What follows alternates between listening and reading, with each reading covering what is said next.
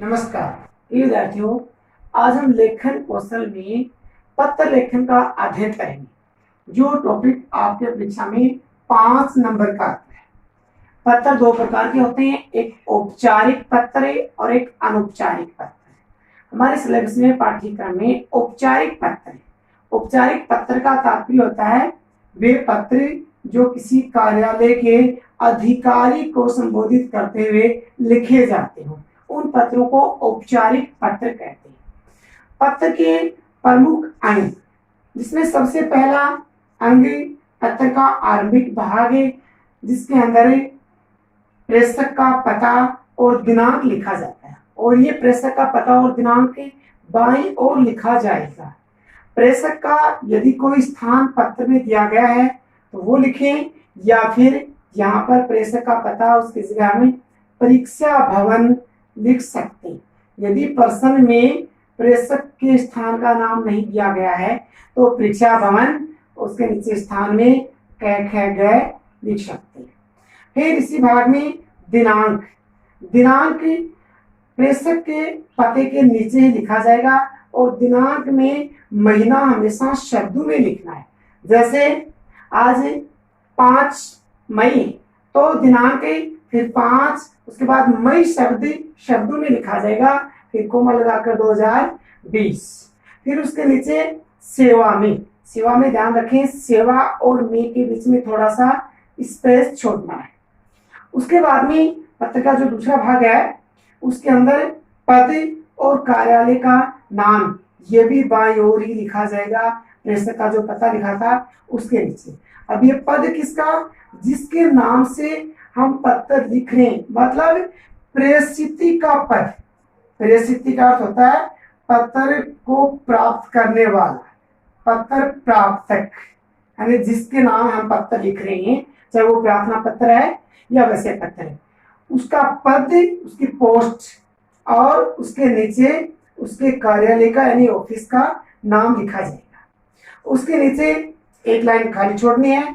उसके नीचे विषय, जिसके संबंध में प्रश्न में संकेत किया गया वो विषय लिखा जाएगा। और उसके नीचे फिर एक लाइन खाली छोड़ेंगे। उसके बाद में संबोधन, जिसको हम पत्र लिखें, यदि वो पुल्लिंग पुरुष रूप में है, पुल्लिंग है, तो यहाँ पर महोदय या फिर इसकी जगह आप मान्यवर शब्द का भी प्रयोग कर सकते हैं। और यदि जिस अधिकारी को हम पत्र लिख रहे हैं वो महिला है तो यहाँ पर महोदया आ जाएगा। फिर उसके नीचे से पत्र सामग्री, जो पत्र का अगला अंग माना जाता है, पत्र सामग्री, इसमें मुख्य विषय वस्तु लिखी जाएगी कि जिसके संबंध में हमें वो पत्र लिख रहे हैं, हमारी क्या कुछ समस्या है उसके बारे में हम सरल भाषा में और संक्षेप में वो हमारी समस्या जिसको पत्र लिखे उसके सामने प्रस्तुत करेंगे। वो बातें पत्र सामग्री या मुख्य विषय वस्तु में 4-5 पंक्तियों में लिखी जाएगी। फिर उसके बाद पत्र का जो अंतिम भाग इसके अंदर है पत्र सामग्री में, उसमें अगले से हम क्या अपेक्षा, उम्मीद या आशा कर रहे हैं वो बातें लिखी जाएगी। यहाँ पर पैराग्राफ चेंज करना होगा।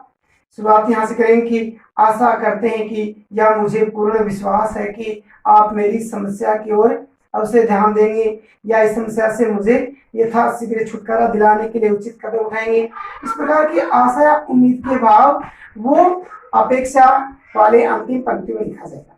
उसके बाद में बाईं तरफ ही धन्यवाद और फिर उसके नीचे भवदीय, या पत्र को लिखने वाला जो प्रेषक है वो यदि स्त्री है तो भवदिया शब्द आएगा, या फिर इसके जगह आप प्रार्थी शब्द, ये प्रार्थी शब्द चाहे पुरुष हो चाहे स्त्री हो दोनों के लिए भी प्रयुक्त हो सकता है। फिर उसके नीचे नाम, ये ध्यान रखें, नाम प्रेषक का, जो पत्र लिखने वाला है उसका नाम, उसके नीचे हस्ताक्षर और उसके नीचे आवश्यक हो तो मोबाइल नंबर। ये पत्र 5 नंबर का, जिसमें एक अंक वो तो आपको मिलेगा पत्र का जो आरंभिक भाग है, जिसमें प्रेषक का पता दिनांक के संबोधन लिखा जाता है उसका। उसके बाद में 3 नंबर जो इसका मुख्य पार्ट है पत्र का, जिसको कि पत्र सामग्री कहते हैं उसका, और 1 अंक जो इसका अंतिम भाग है उसका। और इनमें भी भाषा की शुद्धता, चार गर्भित शब्दों में आपने लिखा, उचित विराम चिन्ह का, या जहां पर जो शब्द जिस दिशा में लिखने हैं उनको उचित स्थान पर लिखा, उसके आधार पर आपको इसके अंक मिलेंगे।